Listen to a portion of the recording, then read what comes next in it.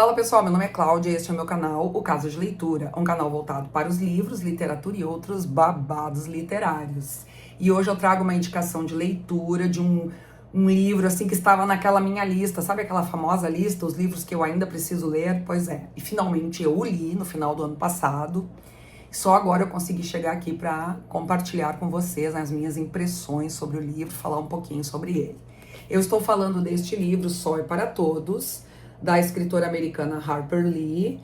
Esse meu livro é uma publicação da editora José Olimpo e esta capa traz um pássaro no fundo, porque o título original em inglês é To Kill a Mockingbird.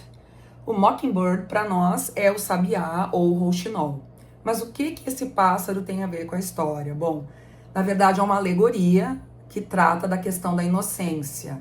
E qual é o mote? Que a gente matar ou machucar um passarinho como esse, que não faz mal a ninguém, mas muito pelo contrário, ele ainda nos encanta, ele embeleza a natureza, né? E o seu canto, assim, é maravilhoso. Então, por que fazer mal a uma criatura inocente? E com essa alegoria, a autora vai contar uma história que se passa no sul dos Estados Unidos, nos anos de 1930. Para quem não sabe, essa época foi uma... E outra coisa, a história acontece no sul dos Estados Unidos, no Alabama. Para quem não sabe, né, o que foram esses anos 1930, foram anos da famosa Grande Depressão, né? E essa região dos Estados Unidos, ela passou por muitos problemas. Era uma região com extrema segregação racial. Houve uma crise agrícola, né, e uma seca muito grande. Então foi um período de muito empobrecimento nessa região, particularmente para as pessoas que viviam no meio rural. Então a autora, que também viveu nessa região, boa parte da infância dela e da vida dela, ela passou lá. Então, em certa medida, ele é um livro um tanto autobiográfico. E a história é narrada justamente pelo olhar de uma menina, que na verdade nada mais é, né, ninguém mais do que ela, era ela própria, né? Claro que não exatamente, mas fazendo muitas referências a ela própria, né, no período que ela viveu no Alabama. Então, essa menina, que é a Scout, ela narra, ela vai contando pra gente todos os acontecimentos de uma cidade fictícia do Alabama, que a autora nomeou Maycomb. Bom, qual é a grande questão? Além de nós ficarmos sabendo dos costumes daquela pequena cidade, né, quem eram os moradores, né, próximos à casa dessa menina, os vizinhos, como é que se comportavam, né, a questão da estratificação social, como é que ela era, inclusive assim, ó, o que se exigia, né, do papel feminino. E a Scout era uma menina criada livre, brincava com os meninos, era sapeca, né, então também tinha toda essa cobrança em cima dela, né, que poxa vida, ela tinha que, enfim, ser mais delicada, né, cuidar mais da aparência. Ela vivia com um macacão solta, né, enfim, brincando, né, nas redondezas, junto com o irmão mais velho e com um amigo também, que eventualmente aparecia ali nas férias escolares. E aí eles contam todas as peripécias, as artes deles, né, então é muito legal a gente ver, assim, como é que a infância é retratada, né, pelo recorte dessa menina, pelo olhar dessa menina. Então, o que acontece? O pai dela é um advogado bem famoso na cidade, e ele acaba sendo designado para defender um homem negro que é acusado injustamente de ter estuprado uma mulher branca. A gente fica com uma raiva, sabe? Quando a gente vai lendo, assim, aparece todo o julgamento, mas isso é mais no final do livro, né? Então, até lá, a autora vai narrando, né? Falando sobre o espaço, como é que era a cidade, como é que eram, então, os moradores.